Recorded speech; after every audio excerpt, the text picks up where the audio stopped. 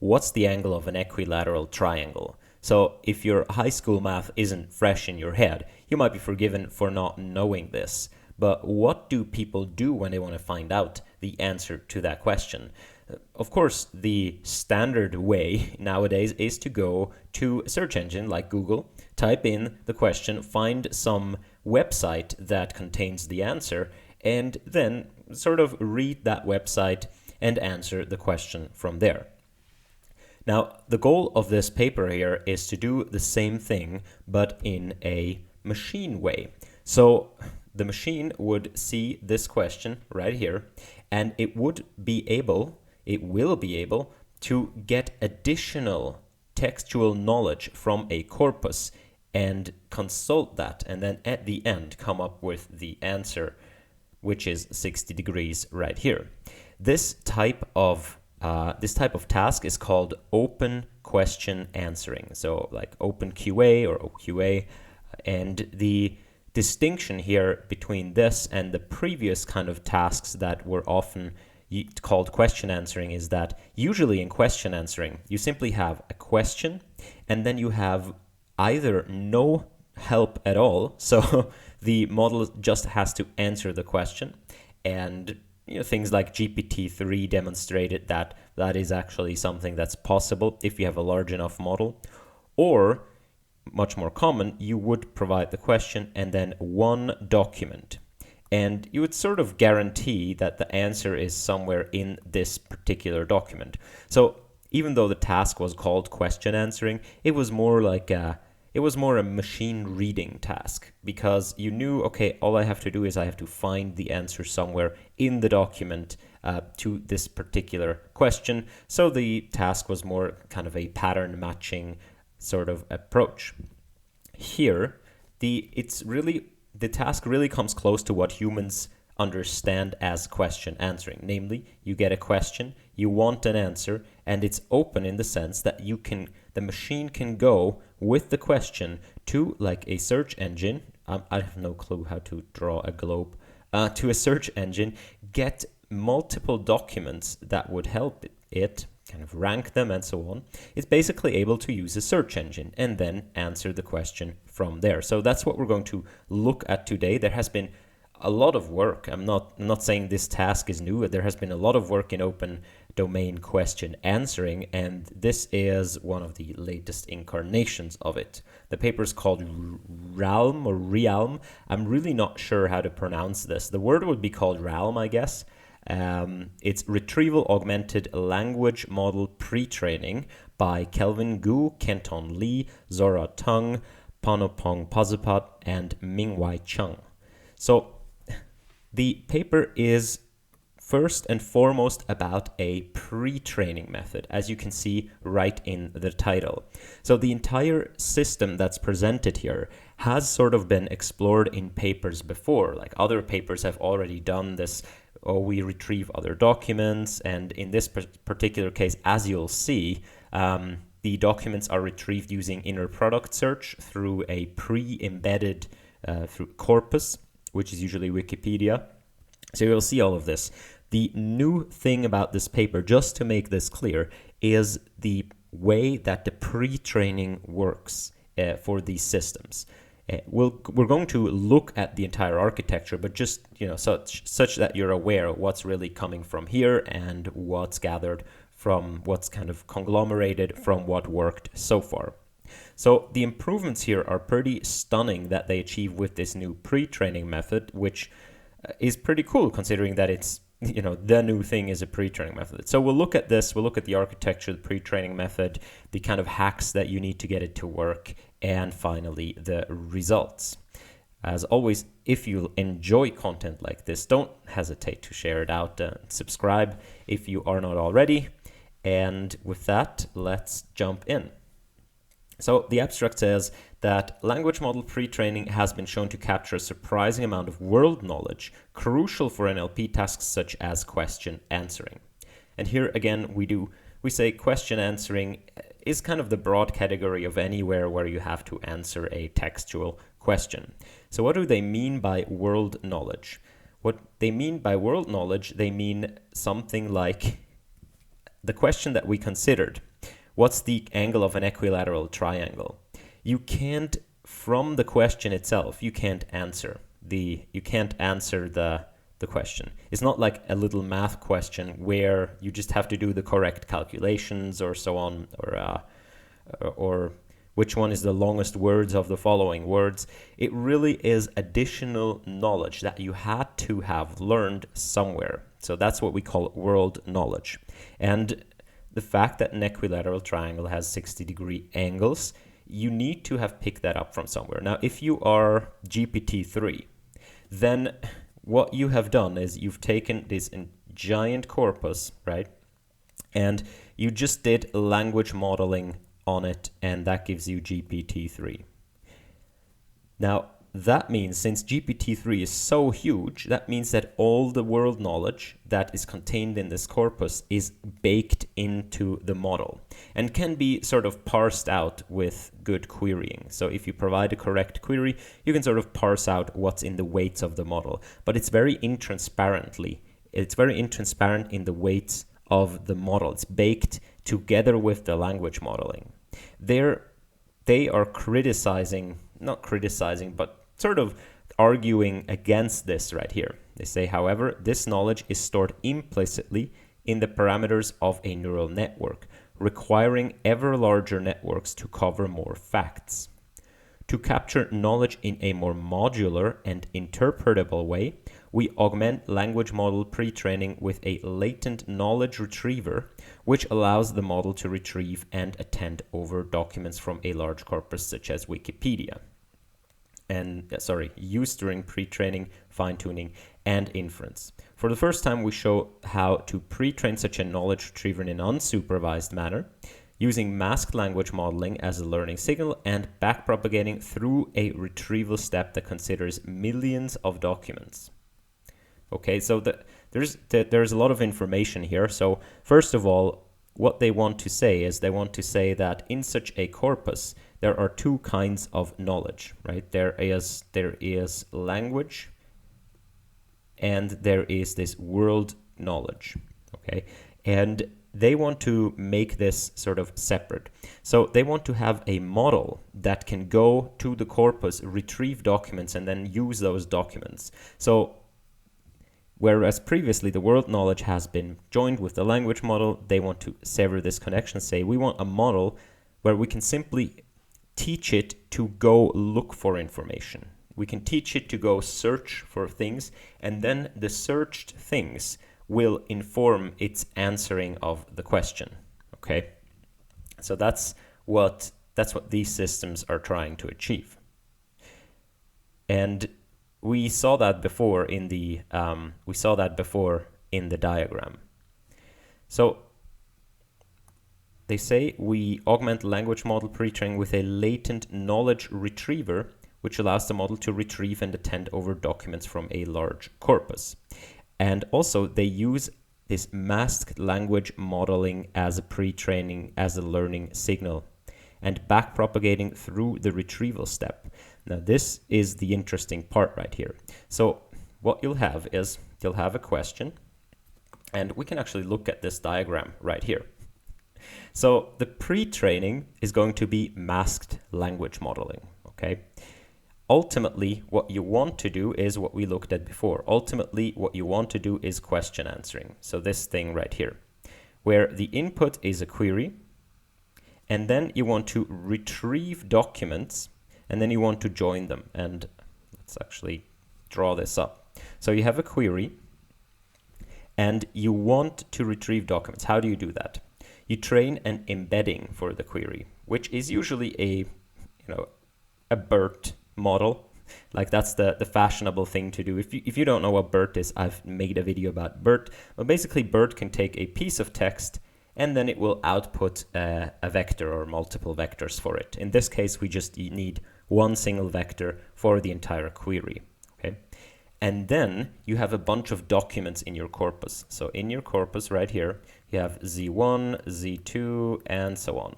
And what you want to do is you want to embed all of those. So you want to have B of Z1 and B of Z2.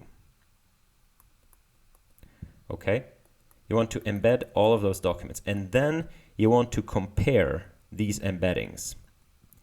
And you want to retrieve the document that's most relevant for your question, right? If your question is about equilateral triangles, the angle in them, then there's probably going to be like a Wikipedia article of triangles or equilateral triangles specifically. So this corpus right here, we're going to consider this to be Wikipedia. Now, ultimately, especially like a company like Google would like this to be the entire internet, but for these tasks, for the academic tasks, this is often a limited corpus, and then the data sets are also made such that they can often be answered with that limited corpus. But in essence, this could be the entire internet. But for now, it's Wikipedia. So we want to embed every single document in Wikipedia and then compare them using the inner product. So you train your model to, first of all, take this corpus and then assign each member of the corpus a vector. So this could be Z1, this could be Z2, this could be Z3, and so on. And you want to train it in such a way that if you have a query, then the query will be very close in inner product space to the document that's relevant. So the query might be your question about the angles, and the document right here might be the document about triangles. Okay, and this document might be the document about, I don't know, England. And this one right here might be the document about, I don't know, weightlifting. I have no idea. Like just random Wikipedia documents. Okay, so you want them to be, let's draw a little dumbbell right here. So you want the other documents to be far apart from the query. So you train two things. You train this model right here, which is the embedding of the corpus, okay? And you train this model right here, which is the embedding of the query. These are two separate models. And then you want the inner product between the two to be small, to be large, whenever the document is relevant for answering the query, and you want them to be far apart whenever it is not. Now the question is, of course, how do you know when it is relevant, when it is not? Because you have to have some training signal right here, right? You have to basically know in advance which documents are relevant, and you don't. So they start out with this masked language model pre-training, which we see up here. The masked language model pre-training does the following. So this is unsupervised. You take some string, right, like this one, and then you mask out a token. This comes straight from BERT. Right? You mask out a token, and then your goal is simply to reproduce that token. Okay. So if we were in BERT, you would forget about all of this. You would simply try to predict what the mask token is. But here we say, well, we allow the model to use additional context in order to fill in the blank. And you can see already how this is going to help later. But okay, so we take this sentence and we allow it to retrieve documents. And maybe the document retrieved is this one right here. The pyramidion on top allows for less material higher up the pyramid. And then you concatenate the input. The input is this right here with the mask token, as you can see here. You concatenate that together with this thing, which is this thing right here. And then you train a different model to take this as an input and tell you what the mask token is. Now, if the retriever is good, then this model has a pretty easy job, because here you see at the top, something is at the top, and here you see the pyramidion is on top, then it becomes fairly easy. Okay, the question again, of course, is how do you teach the retriever to do well? And this is somewhat of a loop. So informally, the knowledge retriever right here is going to, we're going to model this distribution as a joint distribution. Sorry, this is, yeah, this is down here. All right, so here, the central formula is this. What you want is a model that takes in a question, or in pre-training a masked string, and it produces the answer. Or in pre-training, this is going to be the masked token. So this is going to be the question, and this is the answer, or this is going to be the masked string, and this is going to be the token that has been masked from the string. Okay. Now, you're saying I can decompose this probability distribution into the following probability distribution. And here we take z as a latent variable, usually, but here z is the document, okay? So what we want is a model that takes in your question and a document that is relevant for answering the question, and from that it produces the answer. And in order to fill our probability distribution, we have to have this other model that takes in the question and outputs a document. Okay, so this here is the retriever, and this here is going to be the answerer. And in order to make this the valid probability distribution, you need to marginalize over all of the documents in your corpus. So now you can see how you train this. You simply retrieve you train this model here to predict which documents are relevant to a certain degree in a backpropagatable way, so in a continuous fashion. Assign each document a probability to be relevant for answering this particular question. And then you take each of the documents and answer the question why from it, and you marginalize over all the documents in your data set, and then you get a final probability, and all of this is completely differentiable. The problem, of course, is that, especially in this paper here, there are like 13 million documents, so you won't be able to train very far according to that.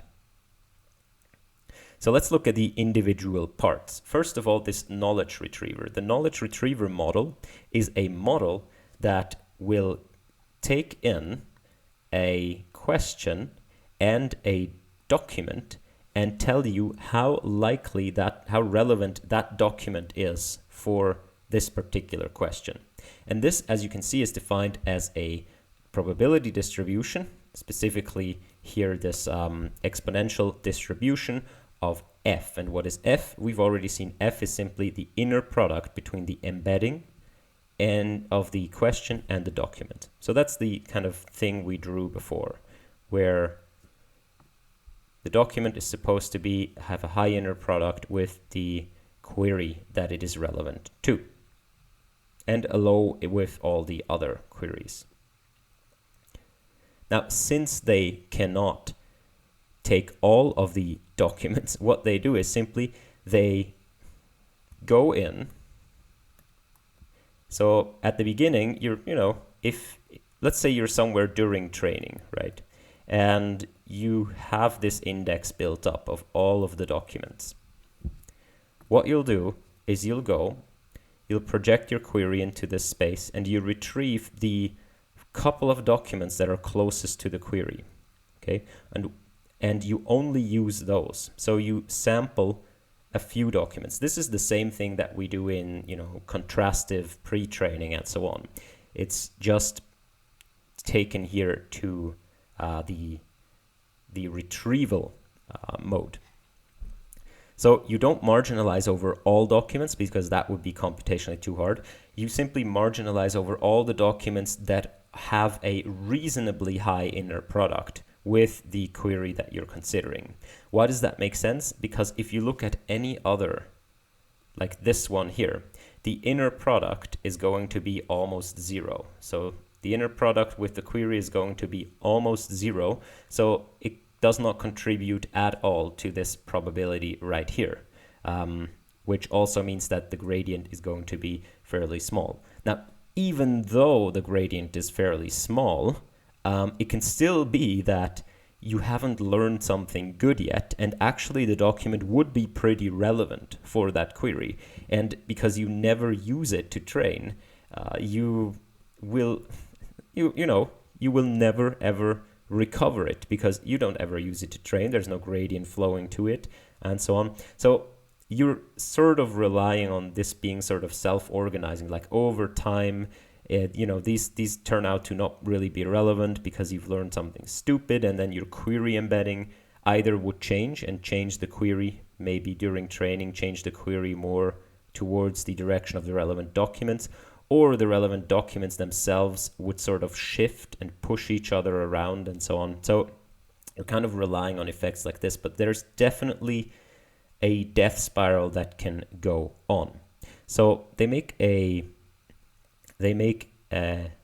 address this right here, and yeah, they address this right here.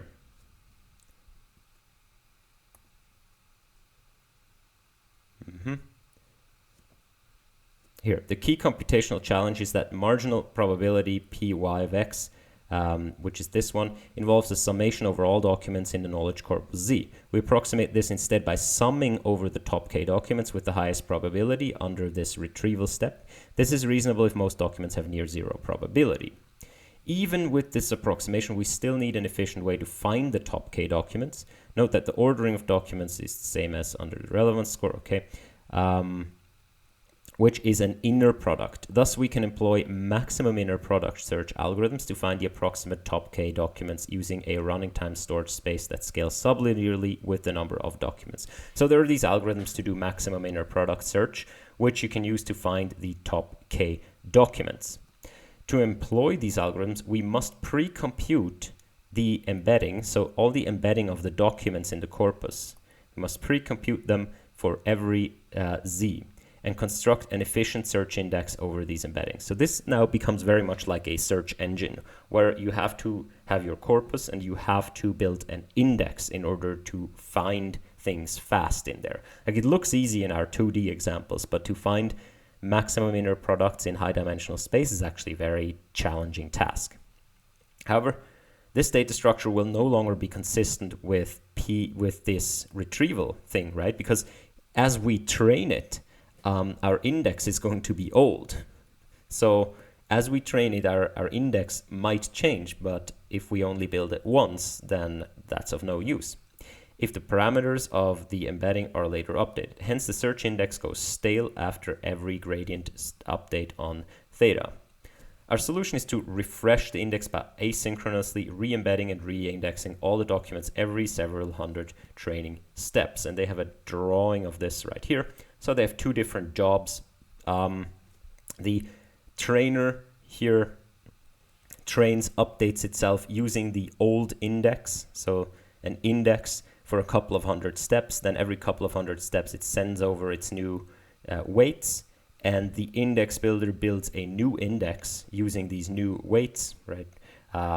And then the process starts again. These can run in parallel, as you can imagine. So as soon as the index builder is done, it sends over the new index, retrieves the new parameters, and starts again building an index. Because ideally, you want to rebuild the index after every single step. But of course, that's going to waste too much time as well.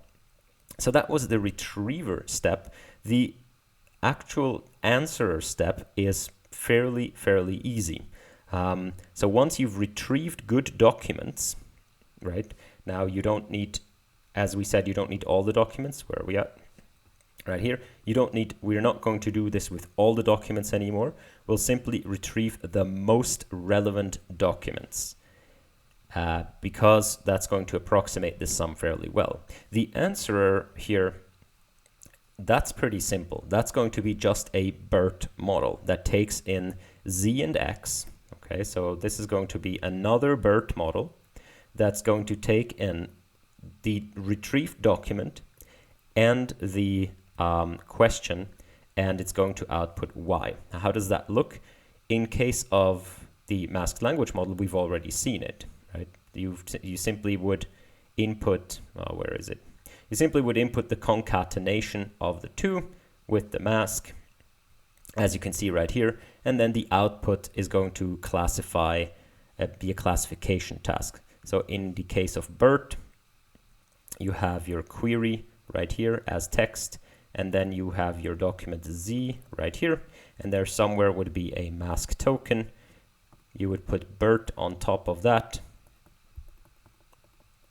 everything together, and then at the position of the mask token, you would do a classification across all of your vocabulary, right, and see which word is most likely. And that's how you train that and evaluate that.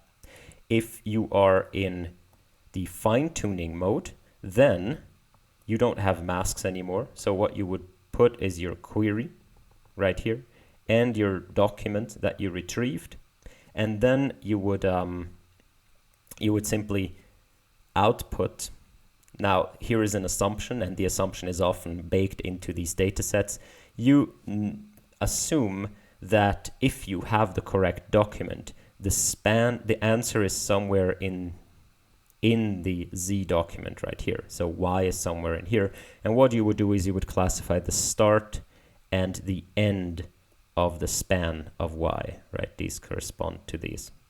So that's your training signal right there. As I said, this is not always the case, but very often, especially in these data sets, it's the case that it is a single contiguous span as the answer. Okay, so that's basically the architecture. As I said, the architecture is using inner product to retrieving top whatever K documents. In this case, I think it's about 5. They retrieve 5 documents. For each document, they run it through this BERT in this joint way, like on the bottom, and then they classify the output. And you can do it with the top 1 document, but you can marginalize over the top documents for both pre-training and for actually answering a question. There's lots of stuff you can do. The important thing right here is that this thing is what the paper proposes anew. It's basically saying, how do we do masked language modeling pre-training with a system like this? All right. Okay. And the rest of the paper basically goes into more detail, like how do you join, exactly, what's the input right here? And we've already seen you just concatenate whatever you have. You concatenate your query and your documents and so on. So the important thing is it's 2 distinct, like there are 3 models right here, right? Model 1 is used to take a document from the corpus and map it into a vector in this vector space right here. Okay, that's model 1. That is the model that you want to build this index for, right? Every now and then you take that model and build an index for your whole corpus. Then model 2 is the model that takes a query, okay, a question to answer or a masked string, and also generates a vector in this vector space right here, okay? That is a different model than the model that embeds the document, and you don't build indices for that. You continuously train it, and you just, because you only need to embed every query once, and if you were to not build an index for model 1, then you would need to re-embed the whole corpus for every training step. And then model 3 is something yet completely different. Model 3 takes whatever documents you retrieved right here as Z, along with the query as text. So not the vectors, but it takes the text of these documents, and it takes the text of the query, and it produces an answer Y, which is either the mask token or the answer span in the document. Okay, but this is, again, this is a text model. This has nothing to do with the vectors from before. All right, so that was the architecture and the pre-training. Now they go into a few details. Namely, first detail is how do you actually, how do you even see that this does something sensible? Okay. And thereby they analyze the gradient of this thing. So if you look at the gradient, here's the gradient of the of py of x. Py is, this is, as we said, the answer, and this is the question. And this probability distribution has everything in it we've discussed before, like retrieving the documents and then marginalizing over the retrieved documents and so on. Okay, so here you can see that the gradient is, first of all, it goes into the direction of this inner product. Okay, this f here, that's the inner product between the embeddings of x and the relevant documents z, or relevant according to their relevance. Okay, so the gradient of the entire model goes into the direction of the gradient of the inner product. So that's already a good thing, right? Now we can ask ourselves, when do we want the gradient of the entire model to be strongly correlated with the gradient of this inner product and when not? That of course depends on the document itself, and this quantity R specifies how much that is. So if this turns out like we want it, then we can say, okay, the training of this model does something sensible. So what's this quantity R? The quantity R notably has this ratio right here. This ratio -1. Now, what does it say? If the top of the fraction is larger than the bottom of the fraction, then this is a positive number, right? And if the bottom is larger, then this is a negative number. Okay, so let's look at the two elements. The ratio basically means that the difference here is this z. So the ratio is larger than 1 if the probability of the answer rises when you have z in there versus when you do not have z, right? Here there is no z. So what it basically means is that the document helps. If the document helps for answering the question x, then that probability is larger than the bottom probability. If the document is irrelevant, then that's 1, right? And the entire thing becomes 0 and therefore no gradient. And if the document is counterproductive, and that's often the case actually, because these documents, they can introduce noise. Like noise is often counterproductive for these systems because you have more input, and then the distribution of y will become more noisy and therefore flatter, and this fraction would be lower than 1, so this is going to be negative. So this quantity is positive the more relevant, the easier it is to answer the question with y given the document. And that's exactly what we want out of a system like this. So if you look at the gradient of the system, it shows you that what we want to happen, namely that the system is trained in such a way that the relevant documents will help, it is actually happening. Okay, so that's the left hand side, and there's a little bit to be said about this thing right here.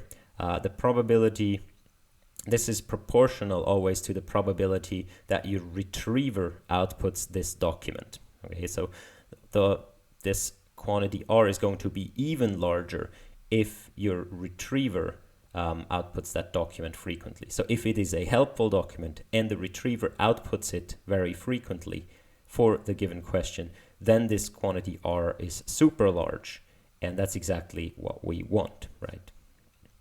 Okay, so the next thing they do is they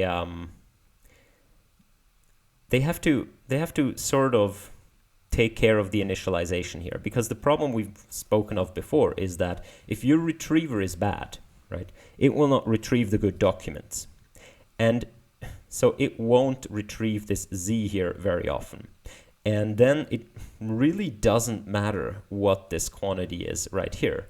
because this is going to be very low, like even if it hits upon a correct document. And probably it doesn't, because there's like 13 million documents and you retrieve 5 or so. So very probably you're not by chance going to hit the correct document. So you never have a chance to get the document that would actually help you answering the question. Then you get a bad gradient, then you screw everything up even more, and so on. So the problem is that if you just train this from scratch, you have a pretty bad learning signal.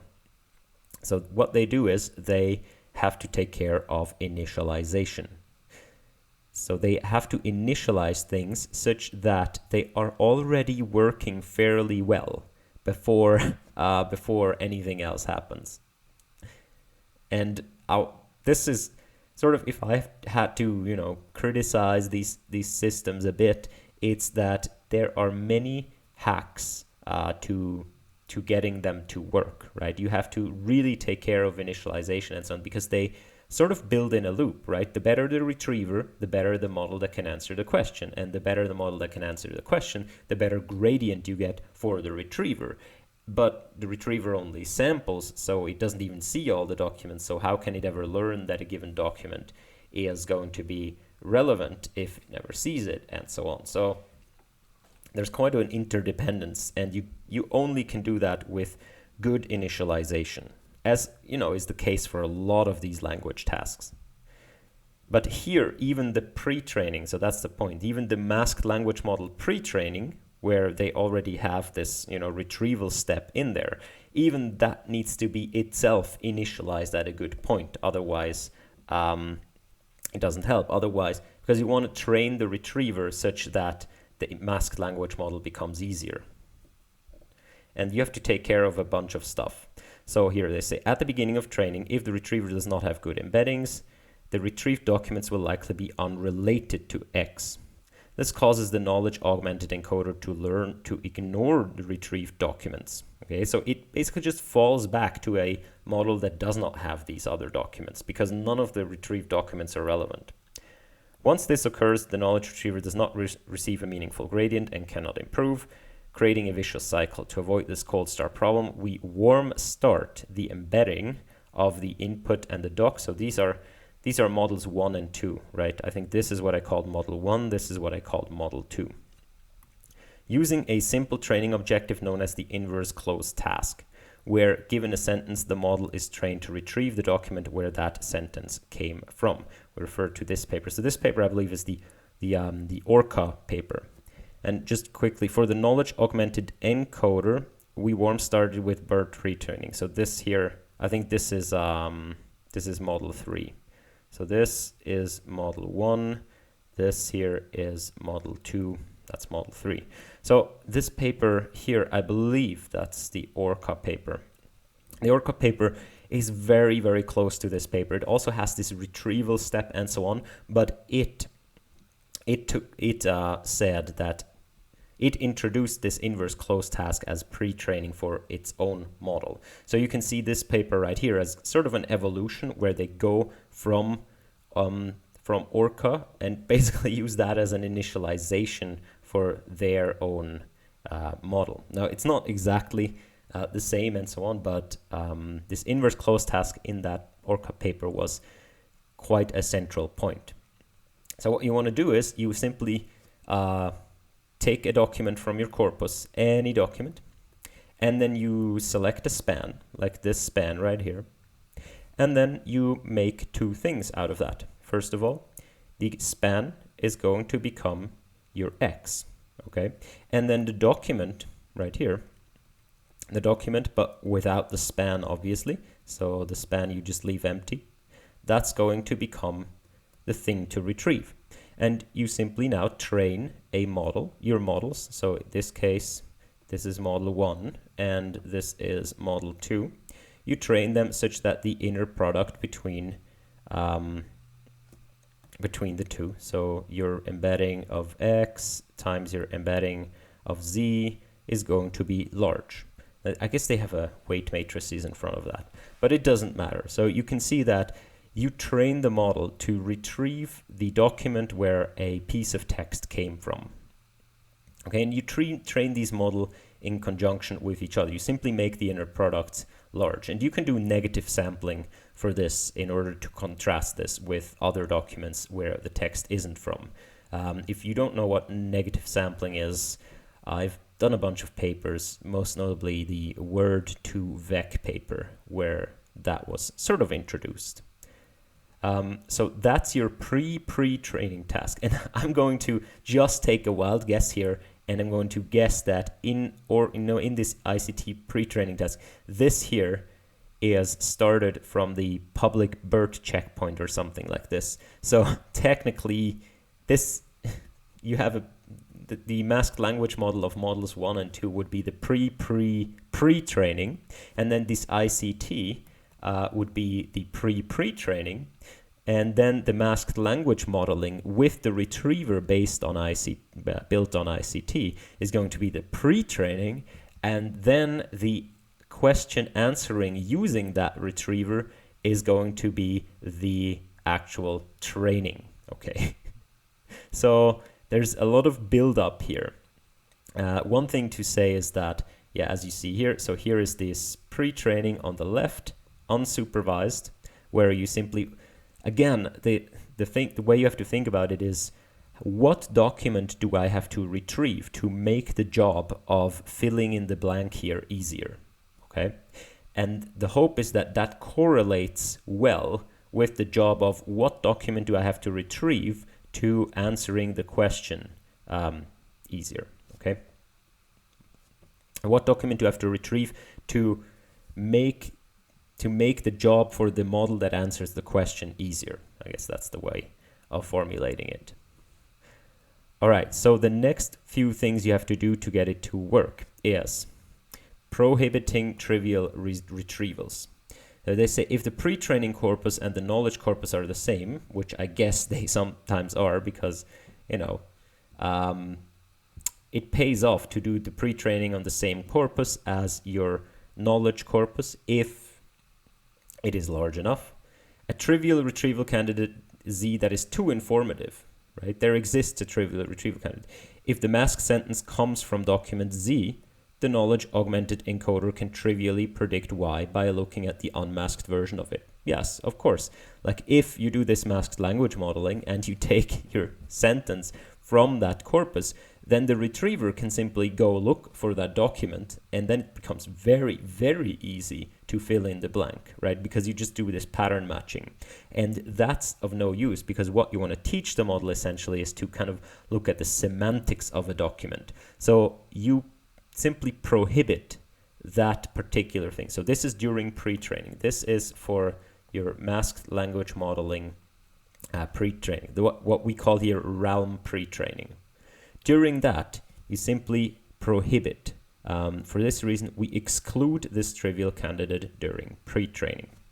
So that's one thing you have to do. And I feel here is, where the specifics of your task and your data set come in, because on the internet many things are copied and sort of copied and translated and so on. So if you were to do this not in Wikipedia but in a more unstructured way, this would be one of the pain points, I guess, because imagine there is just a website that translates all the other websites to French. And then your model can simply learn to translate from French and always retrieve the French document and fill in the blank using that. It will learn nothing about the word. Like, it will not acquire any retrieval along semantics of world knowledge. It will simply learn to translate to French and so on. So I think that this is rather more crucial than this simple one paragraph appears to have it. Then they also introduced this null document along with the things they retrieve. So if they retrieve, maybe not 5, but 8, I think they retrieve 8 in the experiments. If they retrieve 7 documents, the 7 closest ones in inner product space, plus a null document, such that the model has the opportunity to ignore all the documents, right? So it can basically just go to the null document, assign a large weight to that, and just answer the question outright. So if the answer is already contained in the question itself, it can just point to that. It doesn't need an additional document to answer the question. So they leave room for this possibility right here. Now this would also be a good metric to assess how much the model makes use of the other documents, and I think they have this further down. And then the last thing here is the salient span masking. So when you do masked language model pre-training, what you'll do is simply you'll drop out not even words, but word pieces, right? So so here, let's say this, you have this span of text. What you do is you just drop out like at random words, or as I said, even worse, if this is BERT or something, you have word pieces. So you maybe just drop out this CUS right here and the low. Now, people have observed that this is now pretty easy for the model, and most notably, it doesn't require a lot of world knowledge. It doesn't require even a lot of attention to the other parts of the sentence, which is what you would like to induce with this pre-training. All you basically need to do is you need to say, there is something, and then cal. And maybe you look at the words around it, and you can pretty easily deduce that it's local. Also, to fo on, you can pretty easily deduce that's to focus. So this kind of pre-training doesn't really mean the model learns some long-range dependencies or understands language pretty well. So people have been upping the kind of smartness with which they drop out things. So the most obvious thing is to drop out entire words. Even though, BERT works in word pieces, you can simply always enforce that entire words are dropped out. Now it's a bit harder. Then what people do is like salient span dropouts, and that's what they do right here. So what you want to do is you want to drop out things that are sort of kind of little snippets that belong together. So for example, if I drop here local context, if I drop this out, right, then I need, some masculine spans only require what, right? And that requires much more world knowledge to answer that question. It requires much more long-range dependency resolution in my language model and so on in order to see that there is world knowledge. And this is exactly what you want to induce here, right? You want to induce your model to learn more global knowledge, more world knowledge, more semantics of the language. And you can relate this to sort of pre-training or data augmentation, I'd say, in vision. For example, there you have the random cropping. So you only crop out part of the picture and then you crop out another part, maybe here, and then you ask the model, does this come from the same or from different images, these two parts? And the more you crop, the more the model has to, cannot rely on just single pixels somewhere, but actually has to understand image scenes and so on, what direction is up and whatnot. So we see qualitative difference between pre-training methods and augmentation methods for images. It only makes sense that we see a qualitative difference and differently induced inductive priors in text if we do this. So what they do is they say, since we want to induce this kind of thing, we will not only drop out entire words, we actually drop out entire salient spans, such as, right, United Kingdom or July 1969. We use a BERT-based tagger to identify named entities and a regular expression to identify dates. We select and mask one of these salient spans within a sentence for the masked language modeling task. We show that this significantly outperforms other masking strategies in section 4.5. Now, while I agree with the notion of salient span masking, I have big troubles with the way they do it here. And I think this is where you kind of start to overfit on the particular data set. So I guess they looked at the data set and, you kind of, as a developer, you kind of look at your, just what kind of questions are there. And they saw, often it's, questions about entities, question about dates and so on. So, we can just pre-train with those things in mind. And that's where it gets a bit wonky and really specific to your task, really specific to your data sets and so on, to do that. So this is already baking in a bit of knowledge, or a lot of knowledge, I would argue, about the task itself. And we're going to see that this is actually fairly important in the results, the salient span masking. And it's sort of, I get it, you get better numbers with it, but also it's kind of dirty and very specified to the task. I want to actually see, and I don't know if people have done this, but the way I would do it in a kind of more principled way is, if you have a piece of text, what you do is you start by masking one word, okay? Like I'm asked spans here. And then I would ask my own model, right? My own half-trained model, which, if I want to predict this one, right? If I want to do mask language model with this one, I can use one of these saliency methods to ask which other words are most relevant to predicting this one, okay? And it will probably be say, okay, salient is really important, right? Because if I know that there is salient in front of it, I can predict that there's spans really easily. And then I can say, well, okay, so I'll mask salient as well. Now I have masked these two. And I do that up to some threshold, right? So the saliency in my mind should come directly from the model you're training. By that, you're basically saying that, model, you've sort of learned your local dependencies. Now I want you to go beyond that. So you're basically really mean to the model. You forbid it from using everything it has learned so far, to make the task more challenging and more challenging over time. I think this is kind of a built-in curriculum learning, and that's how what I would see. If this is already done, maybe someone's already done it. Just let me know in the comments if this already exists, kind of expanding the masks by assessing the model's own saliency. All right, so let's jump into the results. And the results, as you've already maybe seen in the abstract, are pretty good. So on these open domain questioning data sets, they outperform all the previous state of the art, not only by a little, but by significant margins, as you can see here. And they do it when both the pre-training corpus is the same as the knowledge corpus, and when the pre-training corpus is actually a different one.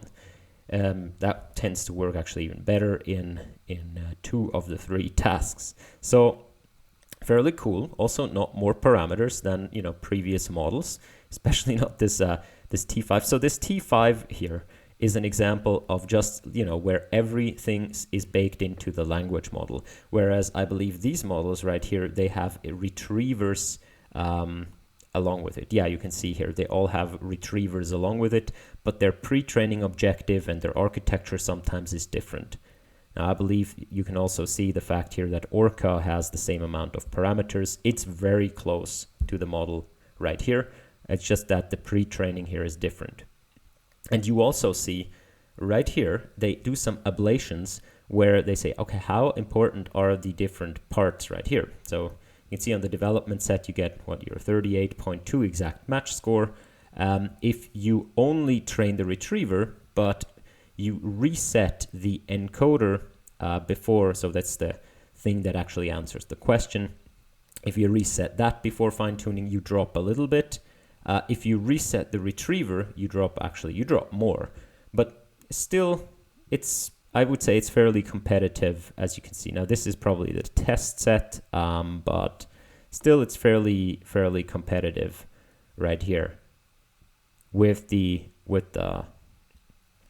previous state of the art. Oh yeah, here is the baseline. It's 31.3.